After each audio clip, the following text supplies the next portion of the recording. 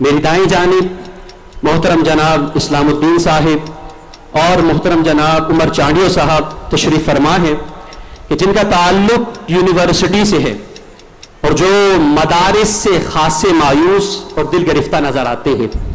ایک بچہ اگر مدرسے میں پڑھتا ہے اور 8 سے 10 سال لگا کر عالم کورس کرنے کا جو پروسیس ہے اسے کمپلیٹ کرتا ہے تو مجھے بتائیں کہ وہ کمائے گا کہاں سے؟ اور آپ بخوبی جانتے ہیں کہ امام اور مدرس کی سیلریز ہوتی ہی کتنی ہے، تو کیا زکوٰۃ اور فطرے کے پیسوں پر اپنے گھر والوں کو پالے گا؟ ایک بندہ کتنا کمائے گا اس کا تعلق اس بات سے نہیں کہ اس نے یونیورسٹی میں تعلیم حاصل کی ہے یا مدرسے میں. مدارس ہی میں پڑھنے والے کئی ایسے ہوتے ہیں کہ جنہوں نے اپنی اسٹوڈنٹ لائف میں پڑھنے کے علاوہ سارے کام کیے ہوتے ہیں.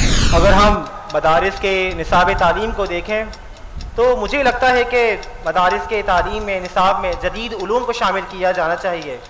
ہمارے مدارس میں تو اب تک منطق کی صغرا کبرا اور فلسفہ کے حیولہ سے متعلق مشکل اور پریسائز ابحاث کو سمجھانے پر انرجی صرف کی جا رہی ہے اور دنیا چاند پر جا رہی ہے. تو یہ بتائیے کہ اب تک پاکستان کا کوئی بندہ چاند پر کیوں نہیں گیا؟ اگر آپ بے روزگار گریجویٹس کا تناسب دیکھیں تو یونیورسٹی کے گریجویٹس کے بے روزگار ہونے کا ریشو مدارس کے گریجویٹس سے کہیں زیادہ ہے. اخلاص صاحب، ہمارے معاشرے میں یہ سوال بکثرت کیا جاتا ہے کہ وہ افراد جن کا تعلق مسجد و مدرسے سے ہو، خواہ وہ لڑکا ہو یا لڑکی، اگر لڑکا ہو تو عموماً یہ سوال ہوتا ہے کہ اس سے شادی کون کرے گا، اور اگر وہ خاتون ہو تو بھی یہ سوال داغا جاتا ہے کہ اس کو اپنی بہو کون بنائے گا. ذرا اس بارے میں اپنا اظہار خیال فرمائیے.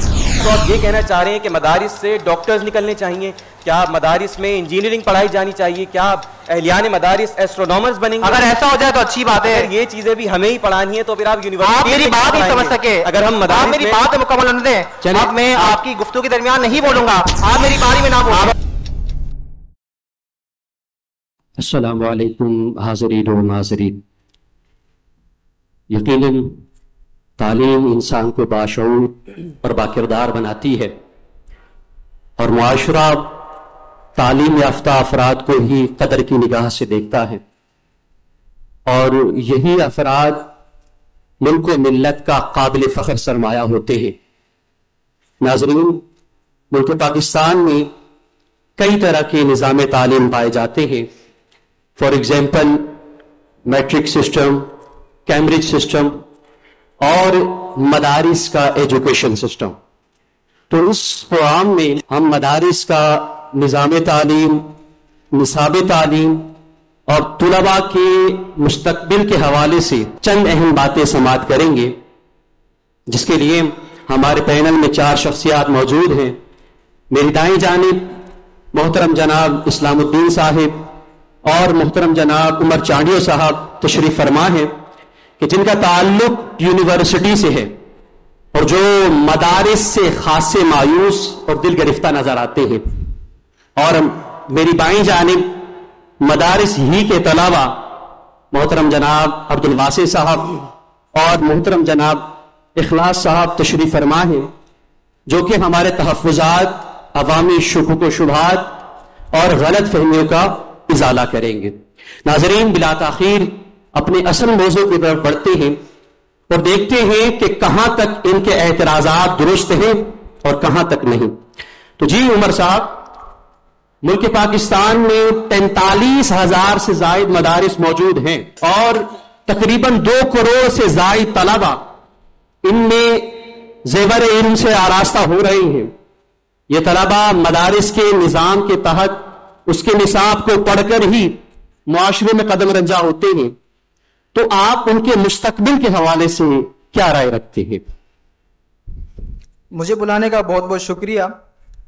مدارس اگرچہ دینی تعلیم کے حوالے سے سرگرم ہے اور بچوں کی تعداد بھی اچھی خاصی ہے، لیکن سوال یہ پیدا ہوتا ہے، اور یہ سوال صرف میرا نہیں بلکہ معاشرے میں موجود ہر فرد کا ہے، کہ ایک بچہ اگر مدرسے میں پڑھتا ہے اور 8 سے 10 سال لگا کر عالم کورس کرنے کا جو پروسیس ہے اسے کمپلیٹ کرتا ہے تو مجھے بتائیں کہ وہ کمائے گا کہاں سے؟ وہ زیادہ سے زیادہ امام یا مدرس بنے گا اور آپ بخوبی جانتے ہیں کہ امام اور مدرس کی سیلریز ہوتی ہی کتنی ہے، تو کیا زکوٰۃ اور فطرے کے پیسوں پر اپنے گھر والوں کو پالے گا؟ جی اخلاص صاحب، آپ بتائیے کہ ایک مدرسے میں پڑھنے والا بچہ جو ہے اس کا مستقبل کیا ہے؟ خواہ وہ مدرس ہو یا امام، سوال تو یہ ہے کہ کھائے گا کہاں سے؟ بسم اللہ الرحمن الرحیم. دیکھیں، سب سے پہلے تو اس بات کو کلیئر کریں کہ مدرسے میں تعلیم حاصل کرنے کا مقصد کیا ہے، عالم بننے کی وجہ کیا ہے. تو اس کی پہلی اور سب سے بنیادی وجہ یہ ہے کہ اللہ تبارک و تعالی ہم سے راضی ہو جائے. اور قرآن مجید فرقان حمید نے بھی سب سے بڑی کامیابی اسی بات کو قرار دیا کہ کسی بندے کو اللہ تبارک و تعالی کی رضا حاصل ہو جائے. اور جہاں تک بات ہے کمانے کی کہ وہ کمائے گا کہاں سے، کھائے گا کہاں سے، تو دیکھیں بخاری شریف کی حدیث مبارکہ ہے کہ جب بندہ عالم ارحام یعنی شکم مادر میں 4 مہینے کا ہوتا ہے تو اللہ تبارک و تعالی ایک فرشتے کو بھیج کر اس کا رزق اور اس کی عمر وغیرہ لکھنے کا حکم فرما دیتا ہے. تو گویا ایک بندہ کتنا کمائے گا اس کا تعلق اس بات سے نہیں کہ اس نے یونیورسٹی میں تعلیم حاصل کی ہے یا مدرسے میں پڑھنے سے اس کے مقررہ رزق میں نہ تو کمی واقع ہوگی نہ یونیورسٹی میں پڑھنے سے اس میں اضافہ ہوگا. اور جہاں تک بات ہے بے روزگاری کی یا آمدن کی کم ہونے کی، تو معین صاحب یہ مسئلہ تو پاکستان میں رہنے والے ہر نوجوان کا ہے، خواہ وہ یونیورسٹی کا گریجویٹ ہو یا مدرسے کا فارغ التحصیل. جی عبدالواسع صاحب، آپ کی اس کے بارے میں کیا رائے ہے؟ مجھے لگتا ہے کہ اس کا تعلق قابلیت سے ہے کہ یونیورسٹی کے کئی گریجویٹس ایسے ہیں کہ جو بے روزگار ہیں، لیکن کئی ایسے ہیں کہ جو کسی اچھی پوسٹ پر ہیں. اب جو گریجویٹس اچھی پوسٹ پر ہیں یقیناً ان میں کوئی ایکسٹرا کوالٹی ہے جس کی وجہ سے وہ زیادہ کامیاب ہیں.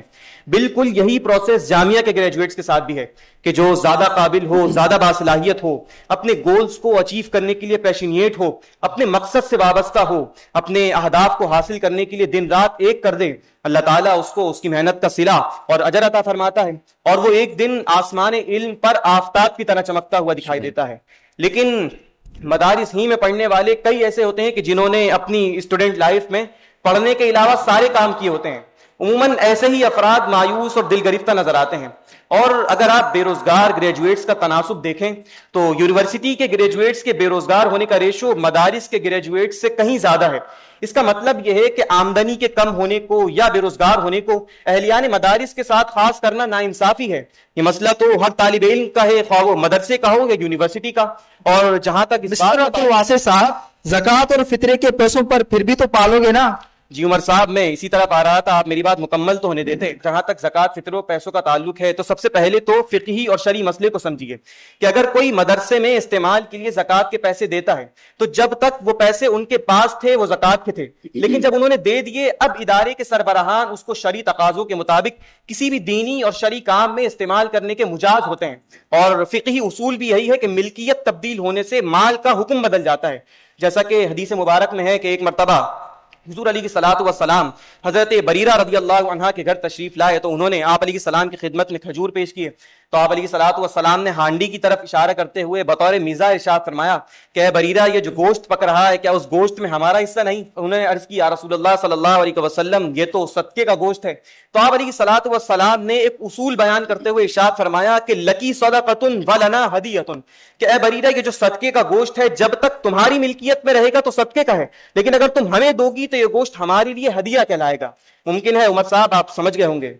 جی ناظرین، یقیناً اس فرق کو ملحوظ رکھنے کی ضرورت ہے کیونکہ ہمارے معاشرے میں بعض نام نہاد اہل علم ایسے موجود ہیں جو کہ مدارس کے علماء اور علماء کے لیے حقیرانہ انداز اختیار کرتے ہیں. مدارس کے فارغ التحصیل علماء کے لیے یا طلباء کے لیے وہ ایک خیراتی طبقے کے نام سے ہمیں معصوم کیا جاتا ہے. تو مجھے امید ہی نہیں بلکہ یقین ہے کہ اس گفتگو کے بعد نہ صرف اس رویے سے، اس روش سے اجتناب و احتراز کیا جائے گا بلکہ علماء و طلباء کو عزت و تکریم کی نگاہ سے دیکھا جائے گا. اور ناظرین، جہاں تک بات ہے کامیابی کی تو یقینی سی بات ہے کہ کامیابی کا تعلق قابلیت سے ہے. جو جتنا قابل ہوگا، جتنا باصلاحیت ہوگا، جتنا پیشینیٹ ہوگا، وہ اتنا ہی آگے جائے گا، اپنی منزلوں کو سر کرے گا، خواہ وہ مدرسے کا ایک طالب علم ہو یا کسی یونیورسٹی کا اسٹوڈنٹ. ناظرین، ایک اور سوال کی طرف بڑھتے ہیں. جی اسلام صاحب، آج کل مدارس دینیا میں جو نصاب تعلیم پڑھایا جا رہا ہے، جو کہ 8 سال کے درس نظامی پر تقسیم کیا گیا ہے، آپ کیا سمجھتے ہیں کہ اس نصاب میں کوئی تبدیلی یا ترمیم ہونی چاہیے یا نہیں؟ اگر ہم مدارس کے نصاب تعلیم کو دیکھیں تو مجھے لگتا ہے کہ مدارس کے تعلیم میں نصاب میں جدید علوم کو شامل کیا جانا چاہیے. ہمارے مدارس میں تو اب تک منطق کی صغرا کبرا اور فلسفہ کے حیولہ سے متعلق مشکل اور پریسائز ابحاث کو سمجھانے پر انرجی صرف کی جا رہی ہے، جبکہ دوسری طرف دنیا چاند پر جاتی ہوئی دکھائی دے رہی ہے. اور اب تو ٹیکنالوجی کا دور ہے، اے آئی نے ٹیکنالوجی کی دنیا میں تباہی مچا دی ہے. تو ہمارے مدارس کو بھی اس طرف دیکھنا چاہیے. مدارس کے طلباء کو سائنسی علوم بنانا چاہیے. اسلام صاحب، تو آپ یہ کہنا چاہ رہے ہیں کہ مدارس سے ڈاکٹرز نکلنے چاہیے؟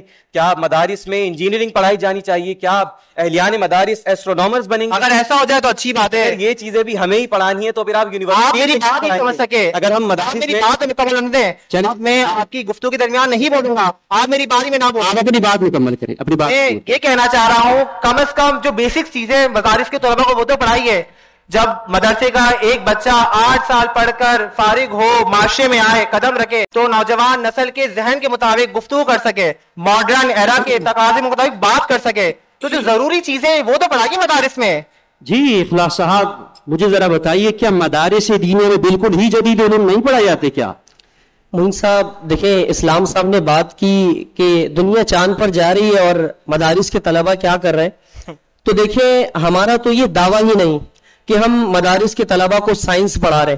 تو جب ہمارا یہ دعویٰ ہی نہیں تو یہ سوال ہم سے کیوں کیا جا رہا ہے کہ دنیا چاند پر جا رہی ہے اور ہم کیا کر رہے ہیں؟ بلکہ یہ سوال تو ہمیں آپ سے کرنا چاہیے، کیونکہ آپ کا یہ دعویٰ ہے کہ آپ یونیورسٹی میں طلبہ کو سائنس پڑھا رہے ہیں اور دنیا چاند پر جا رہی ہے. تو یہ بتائیے کہ اب تک پاکستان کا کوئی بندہ چاند پر کیوں نہیں گیا؟ یہ سوال تو ہمیں آپ سے کرنا چاہیے. اور دوسری، اسلام صاحب نے اے آئی اور ٹیکنالوجی وغیرہ کی بات کی.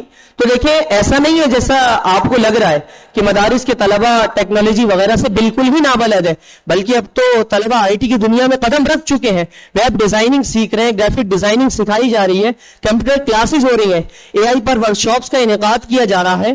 اگر میں اپنی جامعہ رابر کی بات کروں تو سال رواں غالباً 22 فروری 2024 کراچی یونیورسٹی کے پروفیسر ڈاکٹر غضنفر صاحب نے فروغ علم اور خدمت دین میں اے آئی کی کردار کے عنوان پر اساتذہ و طلبہ کی تربیت فرمائی اور اے آئی پر باقاعدہ ورکشاپس کا انعقاد کیا جاتا رہا ہے. اور اب تو باقاعدہ کئی مدارس و جامعات میں آئی ٹی پر کام بھی کیا جا رہا ہے. جی عبدالواسع صاحب، اسلام صاحب نے دوران گفتگو یہ بات بھی شامل گفتگو کی کہ اب تک مدارس دینیا میں منطق اور فلسفہ وغیرہ پڑھایا جا رہا ہے، تو اس کے بارے میں آپ کی کیا رائے ہے؟ جواب کی طرف آنے سے قبل ایک بات عرض کرنا چاہوں گا کہ عموماً ہمارے معاشرے میں بعض پڑھے لکھے افراد بھی اس لفظ کو غلط پروناؤنس کرتے ہیں، جیسا کہ اسلام صاحب نے بھی اس لفظ کو منطق پڑھا، جبکہ اصل میں یہ لفظ منطق ہے، یعنی تا کے نیچے زیر ہے. منطق ٹھیک ہے. جہاں تک بات ہے منطق اور فلسفے کے پڑھائے جانے کی، تو دیکھیں مدارس کا بنیادی مقصد کیا ہے. مدارس و جامعات کا بنیادی مقصد یہ ہے کہ اللہ تبارک و تعالیٰ کے کلام قرآن مجید کو اور نبی کریم علیہ الصلوۃ والسلام کے فرامین مقدسہ کو اس طرح سمجھا جائے جس طرح سمجھنے کا حق ہے. اب اس بنیادی مقصد کے حصول کے لیے جس علم کو پڑھانے کی ضرورت محسوس ہوگی وہ پڑھائیں گے، خواہ وہ اصول فقہ اور اصول حدیث ہوں یا منطق، فلسفہ یا اصول تفسیر. اور ایسا نہیں ہے کہ مدارس کے نصاب میں جدید تقاضوں کو ملحوظ خاطر اور مد نظر نہیں رکھا جاتا، بلکہ جہاں ضرورت محسوس ہوتی ہے نصاب میں تبدیلی لائی جاتی ہے. اس کی تازہ مثال یہ لے لیجئے کہ ایک عرصے تک درس نظامی کی کئی کتب فارسی زبان میں پڑھائی جاتی تھیں، لیکن جب بر صغیر پاک و ہند میں اردو زبان نے فارسی کی جگہ لے لی تو فارسی کی کتب دور حاضر کے تقاضے کے مطابق اردو زبان میں منتقل کر دی گئیں. البتہ میں اسلام صاحب کی آخری بات سے مکمل اتفاق کرتا ہوں کہ کم از کم سائنس اور جدید علوم کی بیسکس پڑھائی جانی چاہیے، اور تقریباً مدارس میں یہ پیش رفت کی گئی ہے. اگر میں اپنے مادر علمی جامعہ رہبر کی بات کروں تو درس نظامی کے آخری سال دورہ قرآن میں یہ بطور سبجیکٹ داخل نصاب ہے کہ قرآن کریم میں جن سائنسی ابحاث کا ذکر ہے کائنات کی ساخت کو، گردش لیل و نہار کو، آفتاب و مہتاب کو اللہ تعالیٰ نے بطور نشانی بیان کیا ہے. ان آیات کا تفصیلی جائزہ لیا جاتا ہے، سائنسی ابحاث کو زیر بحث لایا جاتا ہے. لیکن جہاں تک مسٹر عبدالواسع صاحب، جیسا کہ آپ کا یہ دعویٰ ہے کہ آپ کے مدرسے میں سائنس پڑھائی جا رہی ہے، تو آپ مجھے یہ بتائیں کہ آپ کے مدرسے سے آج تک कितने उलमा डॉक्टर्स बने हैं और कितने उलमा इंजीनियर्स बने हैं? मोइन साहब, जहां तक इस बात का ताल्लुक है कि मदारिस से डॉक्टर्स क्यों नहीं निकलते या मदारिस से इंजीनियर्स क्यों नहीं निकलते, तो मुझे लगता है कि ये इंतहाई गैर माकूल सवाल है। जिस तरह हम मेडिकल यूनिवर्सिटी से ये नहीं पूछते कि आप इंजीनियर्स क्यों नहीं बना रहे, या जिस तरह हम इंजीनियरिंग यूनिवर्सिटी से ये नहीं पूछते कि आपके ग्रेजुएट्स को मेडिकल के बारे कुछ क्यों नहीं पता, या जिस तरह हम लॉ कॉलेज में पढ़ने वाले तलबा से ये नहीं पूछते कि आपको ऑपरेशन करना आता है या नहीं, तो फिर ये सवाल मदारिस से क्यों किया जाता है कि मदारिस से डॉक्टर्स, इंजीनियर्स या लॉयर्स पैदा नहीं हो रहे। जिस तरह मेडिकल यूनिवर्सिटी में पढ़ने वाले तलबा का होना जरूरी है जो मुस्तकबिल में आपका इलाज कर सकें, या जिस तरह लॉ कॉलेज में पढ़ने वाले स्टूडेंट्स का होना जरूरी है जो इन फ्यूचर आपके कानूनी मसाइल हल कर सकें, बिल्कुल इसी तरह मदारिस के तलबा का होना भी जरूरी है जो मुस्तकबिल में आलिम व मुफ्ती बनकर आपके शरई मसाइल हल करें। अगर ये उलमाए दीन और मुफ्तियान किराम ना हो तो आपको नमाज के, रोजे के, ज़कात के मसाइल कौन बताएगा, कि आपकी नमाज की इमामत कौन करेगा, आपका निकाह कौन पढ़ाएगा, आपका नमाज जनाजा कौन पढ़ाएगा, आपकी दीनी, माशरती और सियासी तरबियत कौन करेगा, आपके विरासत के मसाइल और लड़ाई झगड़ों को कौन हल करेगा। और अब तो 26वें आईनी तरमीम के मुताबिक इंशाअल्लाह 2028 में सूदी निज़ाम मईशत का खात्मा होगा और मुकम्मल मुआशी निज़ाम को इस्लामी मुआशी निज़ाम में कन्वर्ट किया जाएगा। तो मुझे बताइए इस्लाम साहब के 2028 में इस्लामिक बैंकिंग में आपकी रहनुमाई कौन करेगा, मुल्हिदीन की जानिब से इस्लाम पर उठने वाले एतराजात के जवाबात कौन देगा, उमर साहब सेक्युलरिज्म, लिबरलिज्म, एथिज्म, फेमिनिज्म जैसे फितनों का सद्देबाब कौन करेगा। इन तमाम उमूर को सरअंजाम देने के लिए किसी डॉक्टर या इंजीनियर की नहीं बल्कि एक आलिम दीन की जरूरत है जो मदारिस ही से निकलते हैं। जी इस्लाम साहब, अब क्या कहना चाहेंगे आप? ठीक है, इनकी बाज़ बातों से इत्तेफाक किया जा सकता है। अब भी इनकी बाज़ बातों से जी खैर, इखलास साहब, हमारे मुआशरे में ये सवाल बकसरत किया जाता है कि वो अफराद जिनका ताल्लुक मस्जिद और मदरसे से हो, खा वो लड़का हो या लड़की, अगर लड़का हो तो उमूमन ये सवाल होता है कि उससे शादी कौन करेगा, और अगर वह खातून हो तो भी ये सवाल दागा जाता है कि उसको अपनी बहू कौन बनाएगा। जरा इस बारे में अपना इजहार ख्याल फरमाइए। नहीं, मेरा नहीं ख्याल कि ऐसा होता होगा, क्योंकि अगर आप इस पंडाल पर ही नजर फरमाएं तो यहाँ सैकड़ों उलमाए किराम तशरीफ फरमा है जो न सिर्फ शादीशुदा है बल्कि कई खुशनसीब तो ऐसे भी हैं जिन्होंने एक से ज्यादा शादियां भी की हुई हैं माशाअल्लाह। तो मेरा नहीं ख्याल कि शादी का इतना ज्यादा मसला होता होगा। और मोइन साहब, ये तमाम तर सवालात के खाऊंगा कहाँ से, जाती घर कैसे बनाऊंगा, शादी कैसे होगी वगैरह वगैरह, तो ये तो उस वक्त पैदा होते हैं ना जब हम दुनियावी जिंदगी को अपना मकसूद असली बना लेते हैं और आखिरत को भुला बैठते हैं। हम इस 60-70 साल दुनियावी जिंदगी को बेहतर से बेहतर बनाने के लिए हमेशा रहने वाली आखिरत की जिंदगी को पसे पुश डाल देते हैं। शैतान हम पर इतना हावी हो जाता है, हमारी ख्वाहिशात नफ्स हम पर इतनी गालिब आ जाती हैं कि हम न सिर्फ खुद को बल्कि अपने बच्चों को भी दीनी तालीम से दूर कर देते हैं, जिसके नतीजे में हम न सिर्फ अपनी बल्कि अपने बच्चों की भी आखिरत को बर्बाद कर देते हैं। साहब, अगर आप इजाजत दें तो कुछ इजाफा करना चाहूंगा। जी जी जरूर जरूर। अगर हम कुरान और हदीस में बयान करदा फजाइल का बनज़र गायर मुताला करें और ये देखें कि हमारी नेक ख्वाहिशात की तकमील कहाँ होती है, तो हम इस नतीजे पर पहुंचेंगे कि हमारी ख्वाहिशात की तकमील भी इल्म दीन के हुसूल में होती है। जैसे कि हम में से हर एक जन्नत में जाना चाहता है। नबी करीम अलैहिस्सलातु वस्सलाम ने इरशाद फरमाया कि मन सलका तरीक़न यब्तगी फीही इल्मन सहलल्लाहु लहू तरीक़न इलल जन्ना, कि जब कोई बंदा इल्म दीन के हुसूल में मसरूफ हो जाए तो अल्लाह ताला उसके लिए जन्नत का रास्ता आसान फरमा देता है।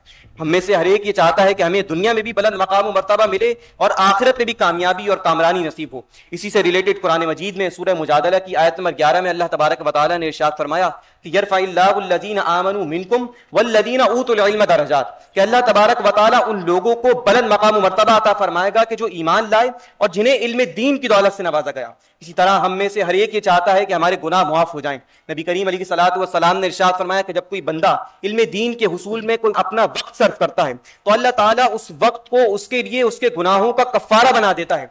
जान आलम अलैहिस्सलातु वस्सलाम ने इरशाद फरमाया कि दीनी तालिब इल्म के लिए फरिश्ते अपने पर बिछा देते हैं, समंदर में मछलियां उनके लिए दुआए मगफिरत करती हैं। और एक रिवायत में आप अलैहिस्सलातु वस्सलाम ने इल्म दीन की मजालिस को जन्नत के बागात में से एक बाग करार दिया है। दीनी तलबा के वालिदैन के लिए नबी करीम अलैहिस्सलातु वस्सलाम ने इरशाद फरमाया कि अगर कोई अपने बच्चे को कुरान का हाफिज और आमिल बनाए तो अल्लाह ताला बरोज़े क़यामत उसको ऐसा ताज पहनाएगा कि जिसकी रोशनी के आगे सूरज भी शर्मा रहा होगा। اگر ہم ان آیات و حدیث کی روشنی میں غور کریں کہ یہ دنیاوی 50-60 سالہ دنیاوی زندگی ختم ہونے والی زندگی اچھی گزر جائے، یہ صحیح ہے، یا یہ زیادہ صحیح ہے کہ آخرت کی ختم نہ ہونے والی زندگی میں کامیابی اور کامرانی نصیب ہو؟ اگر ہم آخرت میں کامیابی چاہتے ہوں تو دین سے قریب ہوں، علماء کی صحبت میں بیٹھیں اور اپنے بچوں کو دینی مدارس میں داخل کروائیں، حافظ قرآن بنائیں، عالم دین بنائیں، مفتی اسلام بنائیں، تاکہ ہمیں بھی اور ہمارے بچوں کو بھی آخرت میں حقیقی کامیابی نصیب ہو۔ جی جزاکم اللہ، جزاکم اللہ۔ ناظرین کرام، آج کا دور ایتھیزم، لبرلزم، سیکولرزم اور فیمنزم کا دور ہے، اور آج کے اس پرفتن دور میں اگر ہم اپنے بچوں کا دین و ایمان محفوظ چاہتے ہیں، اس کی حفاظت چاہتے ہیں، تو اس کی ایک ہی کڑی، ایک ہی صورت ہے کہ ہم خود بھی علماء کے قریب رہیں، ان کی صحبت و سنگت اختیار کریں، اور اپنے بچوں کو بھی زیور علم سے آراستہ کریں، تعلیم دین سے وابستہ کریں۔ اور جہاں تک اس پوری گفتگو کا نتیجہ ہے تو یاد رکھیے ناظرین، مدارس کا نظام تعلیم ہو یا نصاب تعلیم ہو یا طلباء کے مستقبل اور فیوچر سے متعلق جو اعتراضات کیے جاتے ہیں، وہ در حقیقت ہماری ہی غلط فہمیاں ہیں، یا یوں کہہ لیجئے کہ وہ تمام تر باتیں مدارس سے تعصب کی بنا پر کی جاتی ہیں۔ اور دوستو، ابھی ہم نے سنا کہ قرآن و سنت کی روشنی میں حقیقی کامیابی کا مدار در حقیقت علم دین کے حصول میں ہی مضمر ہے، اور اس بات سے بھی کوئی بھی ذی شعور ڈینائی نہیں کر سکتا، اس بات سے اختلاف نہیں کر سکتا، انکار نہیں کر سکتا کہ علم دین کا حصول مدارس ہی کے ذریعے ممکن ہے۔ یوں ہے ناظرین کرامی، ہماری یہ کاوش آپ کو پسند آئی ہوگی۔ اسی کے ساتھ اپنے میزبان محمد معین نقشبندی اور دیگر مہمانان گرامی کو اجازت دیجیے۔ السلام علیکم ورحمۃ اللہ۔